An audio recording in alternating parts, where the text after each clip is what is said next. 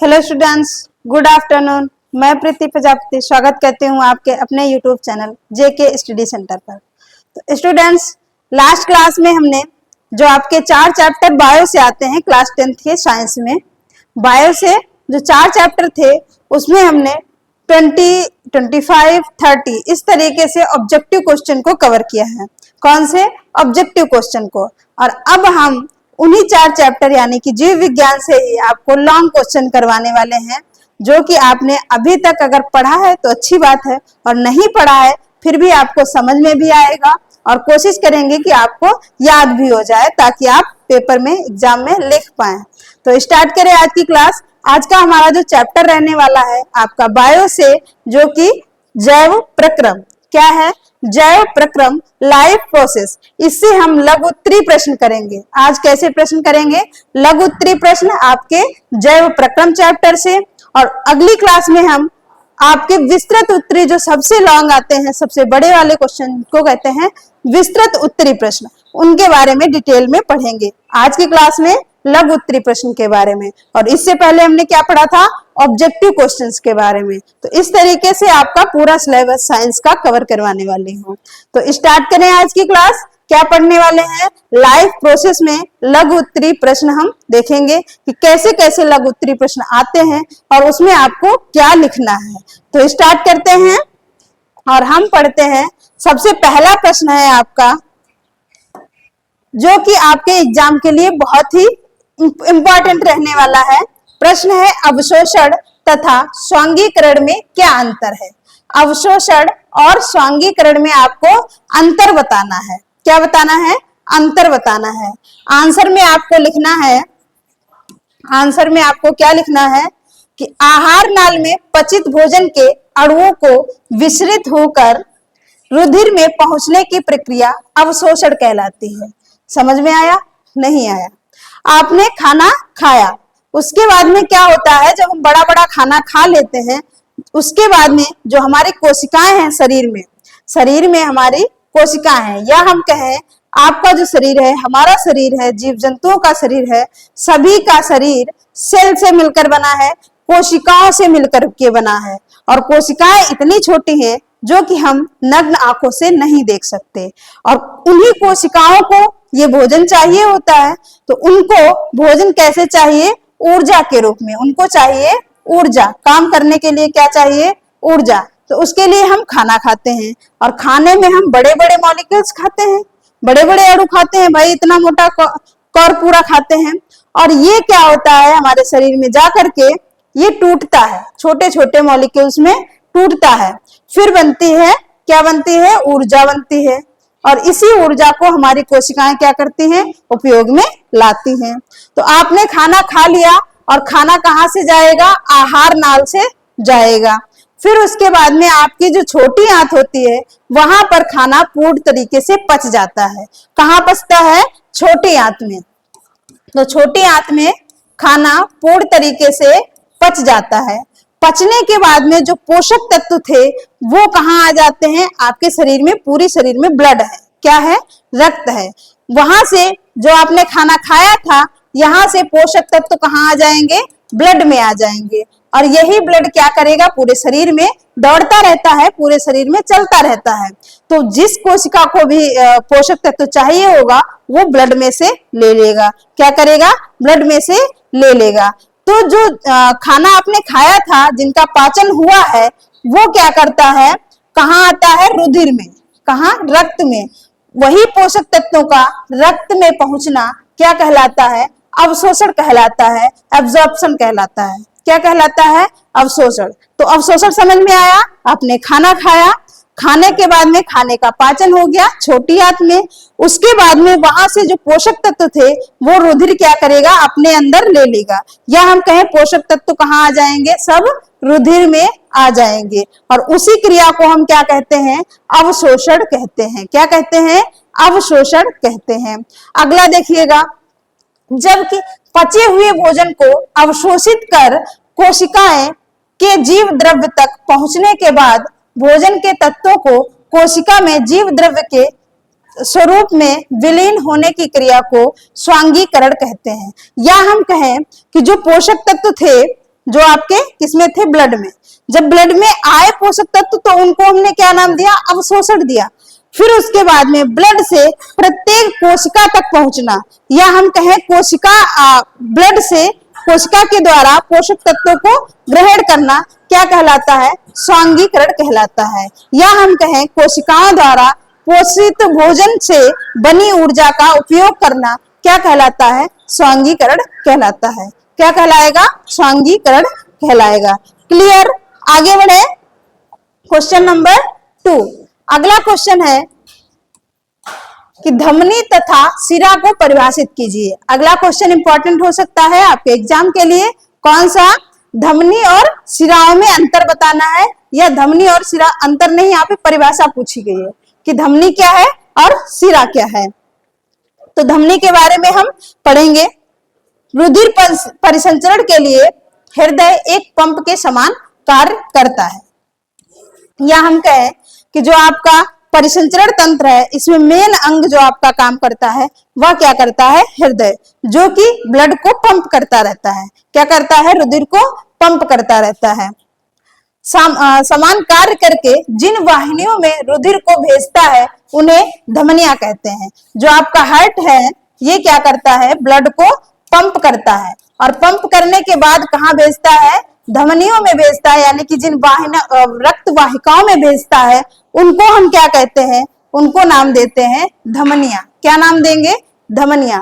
या हम ऐसे भी कह सकते हैं कि वो रक्त वाहिकाएं जो हृदय से ब्लड को, यानी हृदय से रुधिर को सभी अंगों तक ले जाती हैं, वो रक्त वाहिकाएं क्या कहलाती हैं, धमनियां कहलाती हैं। क्या कहेंगे, हृदय से रक्त को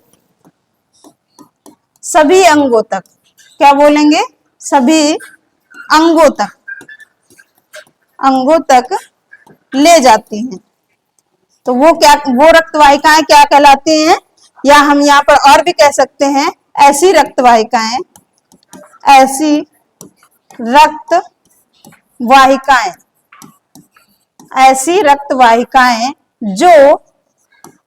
जो हृदय से रक्त को सभी अंगों तक ले जाती हैं, क्या कहलाती हैं, धमनियां कहलाती हैं। या फिर इस तरीके से लिख सकते हैं, रुधिर परिसंचरण के लिए हृदय एक पंप के समान कार्य करके जिन वाहिनियों में रुधिर को भेजता है उन्हें क्या कहते हैं, उन्हें धमनियां कहते हैं। उन्हें क्या कहते हैं, धमनियां कहते हैं। फिर क्या होता है, धमनियां ऊतकों में पहुंचकर केशिकाओं, याद रखेंगे ये कोशिकाओं नहीं, क्या है, केशिकाओं में बट जाती हैं तथा बाद में एकत्रित होकर शिराओं का निर्माण करती हैं, जिन्हें शिराएं रुधिर को वापस हृदय में लाती हैं। कहने का मतलब ये आपका हार्ट था, यहाँ क्या था, ब्लड था। अब ब्लड को हार्ट ने भेजा किसके द्वारा, इन रक्त वाहिकाओं के द्वारा, जिनको हमने बोला क्या, धमनियां। क्या बोला, धमनियां। और मान लिया हमने थोड़ी देर के लिए कि ये ब्लड कहाँ जाना था, ये ब्लड कहाँ जाना था, किसी भी ऑर्गन के पास जाना था, जो कि यहाँ पर हमारा कोई क्या है, ये अंग है। क्या है, ये कोई अंग है। धमनियां यहाँ नहीं लिखते हैं हम, धमनियां यहाँ लिखेंगे। एक मिनट, ये क्या है, धमनियां, धमनी है, ठीक है। क्या है ये, धमनी। ये थी आपकी धमनी। इसने क्या किया, ये ब्लड लेकर के गई। रेड कलर का ब्लड होता है, रेड लगा देती हूं मैं, रेड। ये क्या था, ये ब्लड जा रहा था इसी अंग तक। इस अंग तक जाने से पहले क्या होगा, ये धमनी क्या करेगी, बहुत सारी पतली पतली संरचनाओं में बट जाएगी। क्या होगा, पतली पतली संरचनाओं में बट जाएगी, जिनको हम क्या नाम देते हैं, केशिका। क्या नाम देंगे, केशिका। और ये क्या करेगी, अब वापस अंग से ब्लड को कहाँ लाएगी, हार्ट में। कहाँ लाएगी, हार्ट में। तो इसको हम क्या नाम देंगे, शिरा। क्या नाम देंगे, शिरा। तो जो हृदय से सभी अंगों तक ब्लड लेकर के जाती है उसको हम क्या बोलेंगे, धमनी। और जो अंगों से हृदय तक वापस ब्लड को लाती है उसको हम क्या बोलेंगे, सिरा। इसी में एक पॉइंट आप बढ़ा सकते हैं, जो सिराओं में ब्लड होगा वो कैसा होगा? अशुद्ध ब्लड होगा। कैसा होगा? अशुद्ध रक्त होगा। या हम कहें अशुद्ध कैसे होता है? क्योंकि यहाँ पर कार्बन डाइऑक्साइड ज्यादा होता है। तो आप पॉइंट बनाकर लिख सकते हैं कि सिराओं में जो आपका ब्लड होता है, सिराओं में अशुद्ध रक्त पाया जाता है, अर्थात सिराओं में कार्बन डाइऑक्साइड की मात्रा अधिक होती है। ऐसे ही यहाँ पर आप धमनियों में भी एक पॉइंट बढ़ा सकते हैं कि यहाँ पर ब्लड जो है वो कैसा होता है? शुद्ध होता है। कैसा? शुद्ध ब्लड होता है, यानी कि वहां पर ऑक्सीजन की मात्रा अधिक होती है। याद रहेगा, फिर से एक बार रिवाइज करेंगे। धमनियां क्या है? आप इस तरीके से नहीं लिखना चाहते, कोई बात नहीं। आपको क्या लिखना है कि धमनियां वो रक्त वाहिकाएं हैं, क्या बोलेंगे? धमनियां वो रक्त वाहिकाएं हैं जो हृदय से सभी अंगों तक ब्लड लेकर के जाती हैं, जो कि शुद्ध ब्लड होता है, या हम कहें ऑक्सीजन युक्त होता है। क्या बोलेंगे? ऑक्सीजन युक्त होता है। ऐसे ही आप सिराओं में लिख दीजिएगा कि सिराएं वो रक्त वाहिकाएं हैं जो सभी अंगों से हृदय तक ब्लड को लेकर के जाती हैं, और इसमें जो ब्लड होता है वो कैसा होता है? अशुद्ध होता है, कार्बन डाइऑक्साइड युक्त होता है। इस तरीके से आप धमनियों और सिराओं के बारे में समझ चुके होंगे, समझ चुके हैं। अगला question, question number 3। Question number 3, संतुलित भोजन पर एक विवरण दीजिए। संतुलित भोजन के बारे में बताना है आपको, बैलेंस डाइट के बारे में बताना है। लिखा है संतुलित आहार वह आहार है जिसमें, कलर चेंज कर लूं, आहार है जिसमें शरीर की वृद्धि, विकास, कार्य तथा स्वस्थ संरक्षण के लिए सभी आवश्यक तत्व विद्यमान होते हैं। कहने का मतलब ऐसा भोजन, क्या बोलेंगे? ऐसा भोजन जिसमें सभी पोषक तत्व हों, सभी पोषक तत्व हों, पोषक तत्व हों। आपको ऐसा भोजन खाना है जिसमें सभी पोषक तत्व हों, उसको क्या बोलेंगे? संतुलित भोजन बोलेंगे, बैलेंस डाइट बोलेंगे। क्या बोलेंगे? संतुलित आहार भी आप कह सकते हैं। तो कैसा भोजन? जिसमें पोषक तत्व उपस्थित हों। कैसे? आवश्यक पोषक तत्व का कहने का मतलब जितना आपकी बॉडी को चाहिए उतना आवश्यक हो। क्योंकि अब आप ऐसे समझिएगा, आपको काम अधिक करना पड़ रहा है और आप एक रोटी खा रहे हैं, तो क्या होगा? आपके शरीर में बीमारियां आ जाएंगी, आप कमजोर हो जाएंगे। क्यों कमजोर हो जाएंगे? क्योंकि आपको संतुलित आहार नहीं मिल रहा है। जितना आपकी कोशिकाओं को आहार चाहिए, जितनी ऊर्जा चाहिए, उतना आप खाना ही नहीं खा रहे हैं, तो ऊर्जा कैसे बनेगी? कैसे आपकी कोशिकाएं काम करेंगी? तो ये क्या है? आपको संतुलित आहार लेना है। कहने का मतलब वो सभी पोषक तत्व खाने हैं जो आपके शरीर को आवश्यक हैं। अगला है संतुलित भोजन को निर्धारित करने वाले कारक। कहने का मतलब आपको कितना खाना खाना है, किस मात्रा में खाना है, ये आपको, इसके लिए आपको कारक की आवश्यकता है। कौन कौन से ऐसे कारक हैं जो इसको निर्धारित करते हैं कि आपको कौन सा बैलेंस डाइट यानी कौन सा संतुलित भोजन खाना है। व्यक्ति की आयु पर, जिस हिसाब से व्यक्ति की आयु है उसी हिसाब से उसको पोषण भी चाहिए, यानी उसको पोषक तत्व भी चाहिए। अगला है लिंग पर। आपने देखा होगा फीमेल में थोड़ा सा कम भोजन की आवश्यकता होती है और मेल में अधिक होती है। तो ये भी एक कारक है कि बैलेंस डाइट के लिए, संतुलित आहार के लिए, कि उसका लिंग क्या है, यानी कि वो मेल है या फिर फीमेल है। व्यक्ति के शरीर का आकार पर, अब आपने देखा होगा कुछ लोग होते हैं जो कि भारी भरकम, यानी कि उनका जो बॉडी है वो बड़ा होता है, या हम कहें उनका वजन ज्यादा होता है, तो उनको ज्यादा खाना चाहिए होगा थोड़ा सा, और जो दुबले पतले हैं उनको थोड़ा सा कम खाना चाहिए होगा। अगला है जलवायु पर और शारीरिक श्रम पर। ये बहुत ही इंपॉर्टेंट है। शारीरिक श्रम का मतलब है आप काम कितना कर रहे हैं। आप हैं तो बहुत बड़े और दिन भर आप चेयर पर बैठे रहते हैं, तो आप उतना खाना नहीं खा पाएंगे जितना कि एक खेत में काम करने वाला लेबर खाता है, क्योंकि वो काम कर रहा है लगातार और आप चेयर पर बैठे हुए हैं। तो जो व्यक्ति चेयर पर बैठा है उसको कम खाने की आवश्यकता है, या हम कहें उसको कम पोषक तत्वों की आवश्यकता है, परंतु जो खेत में काम कर रहा है, जो लेबरी कर रहा है, उसको ज्यादा खाना की आवश्यकता है। तो ये भी बहुत ही मायने रखता है कि आप काम कितना कर पा रहे हैं, आप अपने शरीर को, अपने बॉडी अंग को कितना यूज करते हैं, इस पर भी आपका खाना डिपेंड करता है। और बाकी का लिंग पर और व्यक्ति की आयु पर कि उसकी आयु क्या है, बच्चा 5 साल का है या फिर 15 साल का है, तो उसी हिसाब से खाना भी खाएगा। आगे बढ़े, अगला है क्वेश्चन नंबर 4। कह रहा मनुष्य में पाए जाने वाले दांतों के प्रकार क्या बताना है, दांतों के प्रकार तथा उनके कार्यों का वर्णन करें। बहुत ही अच्छे से क्वेश्चन को पढ़ना है। दांत के पहले प्रकार लिख देने हैं, उसके बाद में उनके आगे उनके काम भी लिखने हैं कि कौन सा दांत क्या काम करता है। तो सबसे पहले हम पढ़ेंगे दांत के बारे में। एक वयस्क व्यक्ति में निचले तथा ऊपरी जबड़े में कुल मिलाकर 32 दांत होते हैं। कितने होते हैं? 32 दांत। ये एक वयस्क मनुष्य की बात चल रही है, एक अडल्ट की बात चल रही है। मनुष्य के जीवन में 2 बार दांत निकलते हैं। आपने देखा होगा जब आप छोटे थे तब दांत निकले और उसके बाद में एक एक करके टूटता चला गया, फिर दोबारा जब निकलेंगे वो दांत नहीं टूटेंगे। तो इसीलिए इसको द्विबार दंती, क्या बोलेंगे, द्विबार दंती भी कहा जाता है। मनुष्य को द्विबार दंती क्यों कहा जाता है? क्योंकि मनुष्य के दांत 2 बार निकलते हैं। कितनी बार? 2 बार। दांतों की संख्या उम्र के साथ बदलती रहती है। इस प्रकार आयु के आधार पर दांत 2 प्रकार के होते हैं।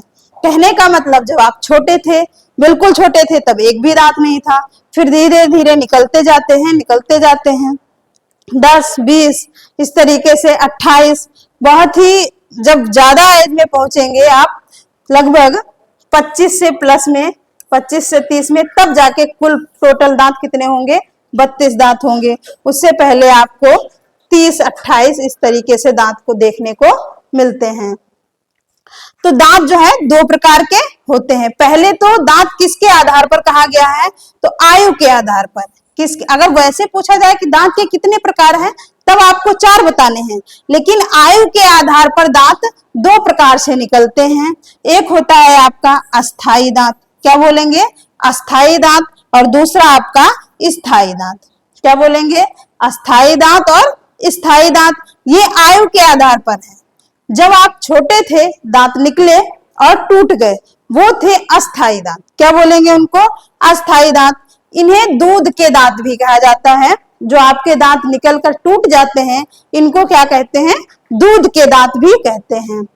ये बच्चे में लगभग 6 माह से निकलने आरंभ हो जाते हैं और 2 से 3 वर्ष तक 20 निकलते हैं। कहने का मतलब जो अस्थाई दांत हैं वो कितने हैं? 20। 6 माह से, जब बच्चा 6 माह का होता है, 6 से लेकर 1 साल के बीच में दांत निकलना स्टार्ट हो जाते हैं। और कब तक निकलते हैं? 2 से 3 साल तक कुल कितने दांत? 20 दांत निकलते हैं। ये 7 से 8 वर्ष की अवस्था तक रहते हैं। कहने का मतलब 7 से 8 साल तक वो दांत रहेंगे, फिर एक एक करके टूटना प्रारंभ हो जाएंगे। फिर क्या होता है? जब वो दांत 20 जो थे ये निकलकर टूटने लगते हैं और साथ में ही नए दांत निकलने लगते हैं। ये नहीं कि ये 20 के 20 टूट जाएंगे तब निकलेंगे, दांत टूटते हैं और निकलना भी स्टार्ट हो जाते हैं। फिर उसके बाद में उन्हीं दांतों को हम कह देते हैं परमानेंट टीथ, यानी कि स्थायी दांत, जो दांत दोबारा निकलते हैं। ये दूध के दांतों के गिरने पर निकलते हैं तथा लगभग 20 वर्ष की आयु तक 28 दांत निकल आते हैं। बाद में 4 और दांत निकलते हैं, इन्हीं अक्ल दाढ़ कहते हैं। कहने का मतलब जो आपके दांत थे 7 से 8 साल तक की दांत जो थे, जिनको हमने अस्थाई दांत कहा था, वो धीरे धीरे टूट गए। उसके बाद में अब कैसे दांत आएंगे? नए दांत निकलेंगे, जिनको हम बोलेंगे स्थायी दांत। और वो लगभग 20 साल तक निकलते हैं। और कितने निकल पाते हैं? 28 दांत। लगभग 20 साल तक आपके मुख में 28 दांत पूरे हो जाएंगे। अब कितने बचे? 4 दांत, जो कि लास्ट में होते हैं। जैसे कि आपके ये दोनों जबड़े हैं, इसमें भी लास्ट वाला, इसमें भी लास्ट वाला, इसमें भी लास्ट वाला और इसमें भी लास्ट वाला, जिनको हम अक्लदाड़ भी कहते हैं। आपने गांव में सुना होगा कि हमारी अक्लदाड़ निकल रही है, जो कि कब निकलती है, आपके 28 साल के बाद में 20 साल के बाद में निकलती है। 20 से लेकर के 28 और 30 साल के बीच में जो आपके 4 दांत बचे थे वो निकलते हैं, जिनको हम क्या बोलते हैं, अक्लदाड़ भी बोलते हैं। स्थायी दांतों की कुल संख्या 32 होती है। कितनी होती है? जब आपसे पूछा जाए स्थायी दांत कितने होते हैं तब आप 32 बताएंगे, और अस्थायी दांत पूछा जाए तो 20 बताएंगे। दोनों जबड़ों में स्थायी दांत निम्नलिखित 4 प्रकार के होते हैं। कितने प्रकार के होंगे? 4 प्रकार के होंगे। अच्छा, कौन कौन से 4 प्रकार के होंगे ये आपको देख लेना है यहाँ पे। तो सबसे पहले आप लिखेंगे कृंतक। क्या बोलेंगे? कृंतक, कृंतक दांत। दूसरा रदनक। क्या बोलेंगे? रदनक। और तीसरा अग्रचवर्णक, अग्रचवर्णक। और चौथा चवर्णक। क्या बोलेंगे? चवर्णक। तो ये 4 प्रकार थे किसके? आपके 4 प्रकार के दांत, जो कि 32 हैं, जो कि स्थायी दांत हैं। वो कितने प्रकार के हैं? 4 प्रकार के हैं। तो इनकी संख्या कितनी होती है? इनकी संख्या होती है 8। कितनी होती है? 8। और जो आपके रदनक हैं ये कितने होते हैं? 4। अग्रचवर्णक भी 8। 8 8 16, 16 4 20, और चवर्णक 12। कितने होते हैं? 12। जैसे कि मैं आपको बना के दिखाती हूँ। ये आपके 2 थे जबड़े। क्या थे? ये 2 थे जबड़े। आपके मुख में 2 जबड़े हैं, एक ऊपर एक निचला। यहाँ पर आपके 4 दांत यहाँ होंगे। क्या होंगे? 4 दांत यहाँ होंगे। इस तरीके से 4 ऊपर 4 नीचे, ये कितने हो गए? 8। इनको हम क्या बोलेंगे? कृंतक। क्या बोलेंगे? कृंतक। इसके बाद में जो आपके कितने हैं? 4, जो कि एक यहाँ होगा, एक यहाँ होगा, एक यहाँ और एक यहाँ। ये 4 दांत कैसे होंगे आपके? रेड कलर वाले रदनक। क्या बोलेंगे? रदनक। इसके बाद में अगला आता है आपका अग्रचवर्णक। क्या आता है? अग्रचवर्णक, जो कि कितने हैं? 8। 2 यहाँ, 2 यहाँ, 2 यहाँ और 2 यहाँ। कितने हो गए? 2 2 4 2 6 2 8 हो गए। अगला अब कौन से बचे? जो कि बहुत ही लेट में निकलते हैं, चवर्णक, जो कितने हैं? 12। तो कितने कितने होंगे? 3 यहाँ और 3 यहाँ, 3 यहाँ और 3 यहाँ। ये हो गए आपके अग्रचवर्णक, सॉरी चवर्णक। क्या बोलेंगे? चवर्णक। तो इस तरीके से आप गिन सकते हैं 1 2 3 4 5 6 7 8 9 10 11 12 13 14 15, एक छूट गया। अच्छा, यहाँ पे है 16। 16 नीचे और 16 ऊपर, कितने हो जाएंगे? टोटल 32 दांत आपके मुख में होते हैं। तो कौन कौन से हो गए? कृंतक, रदनक, और ये मैंने नहीं लिखा, अग्रचवर्णक, अग्रचवर्णक और चवर्णक। काम देख लीजिएगा। जो कृंतक हैं ये भोजन को पकड़ने का काम करते हैं। क्या करेंगे? पकड़ने का काम। जब भी आप कुछ खाते हैं या हम कहें या काटने का काम करेंगे। क्या करेंगे? खाने को पकड़ेंगे या फिर काटेंगे। जैसे कि आप काटने का काम करते हैं, जैसे आप बिस्किट खाते हैं, नहीं खाते हैं, खाते होंगे, जरूर खाए होंगे, एप्पल खाए होंगे। तो सबसे पहले आप कृंतक दांतों से उसको काटते हैं। तो इन्होंने क्या किया? काम को काटने का काम किया। और जैसे आपने गन्ना खाया, जब आप गन्ना खाएं या फिर चिप्स के पैकेट को आपने फाड़ा होगा तो देखा होगा कहां से आप फाड़ते हैं? आगे वाले दांतों से तो फाड़ते नहीं है, ना ही पीछे डालकर फाड़ते हैं। किस दांत से फाड़ते हैं? जो कि दांत आपका नुकीला होता है, जिसको हम बोलते हैं रदनक। ये क्या काम करता है? चीरने फाड़ने का काम करता है। किसका? चीरने फाड़ने का काम। किसका हो गया? रदनक का। अगला अग्रचवर्णक, ये क्या काम करता है? खाने को चबाने का काम करता है। किसका? चबाने का। और बाद में जो आपके चवर्डक दांत निकलते हैं ये भी चबाने का और लार में इसको खाने को लार में मिलाकर आगे बढ़ाने का काम अग्र चवर्डक का हो गया। तो इस तरीके से आपके दांत कितने प्रकार के हो गए? 4 प्रकार के। आयु के आधार पर पूछे तो 2 प्रकार के बताएंगे, स्थायी और अस्थायी। आगे बढ़े। अगला क्वेश्चन है पित्त रस क्या है? यह रस कहाँ स्रावित तथा एकत्र होता है?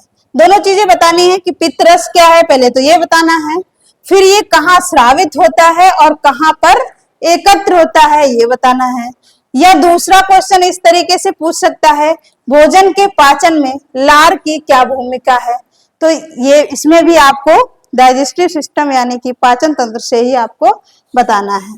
तो आंसर में क्या लिखेंगे? पाचक भोजन को पचाने में महत्वपूर्ण भूमिका निभाते हैं। पाचक रस निम्न प्रकार के होते हैं। कहने का मतलब जो आपके पाचक रस है जो कि पित्त रस में होंगे वो क्या करेंगे? महत्वपूर्ण भूमिका निभा रहे हैं किसमें? खाने को पचाने में। सबसे पहले हम पढ़ेंगे लार, क्योंकि यहाँ पे पूछा गया है भोजन में पाचन में लार की क्या भूमिका है। भोजन के पाचन में लार की क्या भूमिका है? लार भोजन को निगलने होगा यहाँ पे, निगलने में सहायक होती है तथा कार्बोहाइड्रेट्स को पचाने में भी सहायक होती है। आप कह सकते हैं जो आपका लार है, लार में यहाँ पर एक एंजाइम पाया जाता है, आगे लिखा हुआ है टाइलिन एंजाइम। क्या बोलेंगे? Ptyalin enzyme. इसी को हम बोलते हैं एमाइलेज। क्या बोलेंगे? एमाइलेज। ये किसमें होता है? लार में होता है, जो कि खाने को पाचन में मदद करता है। और किसको पचाता है? तो आपके कार्बोहाइड्रेट्स को। क्या याद रखेंगे? कार्बोहाइड्रेट्स को एमाइलेज एंजाइम पचाता है। अगला है पित्त रस के बारे में ग्रहणी में यानी कि छोटी आंत में। क्या बोलेंगे? छोटी आंत में। छोटी आंत में अग्नाशय से निकलने वाला अग्नाशयी रस तथा यकृत से निकलने वाला पित्त रस आकर मिलता है। कहां पर? आपकी छोटी आंत में। छोटी आंत में अग्नाशय से, देखिए मैं आपको थोड़ा सा बताने का प्रयास करती हूँ। ये है आपका छोटी आंत। इस तरीके से आपका यहाँ पर लीवर होगा और यहाँ पर आपका अग्नाशय होगा। तो जो अग्नाशय ने रस बनाया वो भी कहाँ छोड़ दिया? छोटी आंत में। और जो यकृत ने रस बनाया ये भी कहाँ छोड़ दिया? छोटी आंत में। तो यहाँ पर एक क्वेश्चन आपका क्लियर हो गया होगा कि पित्त रस कौन स्रावित करता है? तो ये लिखा हुआ है आपका यकृत, लीवर। तो लीवर ने रस बनाया और कहाँ छोड़ दिया? छोटी आंत में। ऐसे ही अग्नाशय ने रस बनाया, कहाँ छोड़ दिया? छोटी आंत में। अग्नाशय से द्वारा बनाया गया रस अग्नाशयी रस बोलेंगे और यकृत के द्वारा बनाया गया रस पित्त रस बोलेंगे। पित्त रस में कई एंजाइम होते, कोई भी एंजाइम नहीं होता, याद रखेंगे, बहुत ही इंपॉर्टेंट क्वेश्चन है। जो यकृत ने बनाया है पित्त रस, इसमें कोई भी एंजाइम नहीं है, फिर भी ये पाचन में मदद करता है। पाचन में इसकी महत्वपूर्ण भूमिका है क्योंकि यह भोजन के माध्यम को अम्लीय बनाता है। क्यों? क्योंकि यह भोजन को अम्लीय बनाता है, इसलिए पित्त रस बहुत जरूरी है खाने के पाचन में। एंजाइम कोई नहीं बना रहा है, अग्नाशय आपका एंजाइम बनाता है। आगे बढ़ते हैं। अगला है क्वेश्चन नंबर 5 होगा शायद। हीमोग्लोबिन पर संक्षिप्त टिप्पणी लिखिए कि हीमोग्लोबिन क्या है, इसके बारे में बताना है आपको और इसके काम क्या है ये भी आपको बताना है। या फिर दूसरा क्वेश्चन लिखा है हीमोग्लोबिन कहाँ पाया जाता है, इसका मुख्य कार्य क्या है। 2 तरीके से आपको क्वेश्चन पूछा जा सकता है कि हीमोग्लोबिन पर संक्षिप्त टिप्पणी लिखिए या फिर हीमोग्लोबिन कहाँ पाया जाता है और इसका काम क्या है ये बताना है आपको।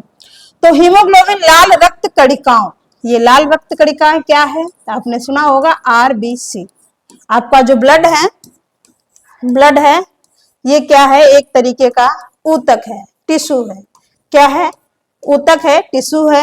और ऊतक सभी कोशिकाओं से ही मिलकर बने होते हैं। ऊतक कैसे बने होते हैं? कोशिका से मिलकर के बने होते हैं। तो जो आपकी ब्लड में कोशिकाएं हैं यही है आरबीसी, डब्ल्यूबीसी और प्लेटलेट्स। तो ये 3 प्रकार की कोशिकाएं हैं कहाँ? आरबीसी में। तो कह रहा है हीमोग्लोबिन लाल रक्त कणिकाओं में उपस्थित रंगायत लाल रंग ग्लोब्यूलर प्रोटीन के अणु हैं। जो आपका हीमोग्लोबिन है, इस हीमोग्लोबिन को अगर यदि हम अलग अलग लिखें तो जो ग्लोबिन है ये क्या है? प्रोटीन है। क्या है? एक तरीके की प्रोटीन है। और हिम जो है ये आपका एक वर्धक है। क्या है? वर्धक है जो कि लाल रंग देता है हमारे ब्लड को। तो सबसे पहले तो हीमोग्लोबिन आपके ब्लड में होता है। ब्लड में भी कहाँ होता है? आरबीसी में होता है। कहाँ होता है? आरबीसी की कोशिकाओं में होता है। जो कि आपका ग्लोबिन है ये क्या है? एक तरीके की प्रोटीन है। अगला है हीमोग्लोबिन श्वसन के लिए अत्यंत महत्वपूर्ण है। कैसे? किसके लिए महत्वपूर्ण है? जो आपकी श्वसन की प्रक्रिया होती है इसके लिए बहुत ही महत्वपूर्ण है। प्राणियों में श्वसन क्रिया में ग्रहण की गई ऑक्सीजन हीमोग्लोबिन से क्रिया करके ऑक्सी हीमोग्लोबिन बनाती है। कोशिकाओं में ऑक्सी हीमोग्लोबिन विघटित होकर ऑक्सी श्वसन के लिए ऑक्सीजन को मुक्त कर देती है। इस प्रकार हीमोग्लोबिन प्राणियों के शरीर में ऑक्सीजन परिवहन का कार्य करता है। समझिएगा, आप जो सांस लेते हैं वहां पर वायु होती है और वायु में ऑक्सीजन और कार्बन डाइऑक्साइड भी होता है। ये वायु आपने ली, ये वायु कहाँ जाएगी? आपके लंग्स में यानी फेफड़ों में। और वहां पर भी क्या होता है? हीमोग्लोबिन वहां पर भी होगा, यानी जहां पर भी ब्लड होगा वहां पर हीमोग्लोबिन होगा। तो ये हीमोग्लोबिन क्या करता है? अपने साथ ऑक्सीजन को जोड़ लेता है और यही कहलाता है ऑक्सी हीमोग्लोबिन।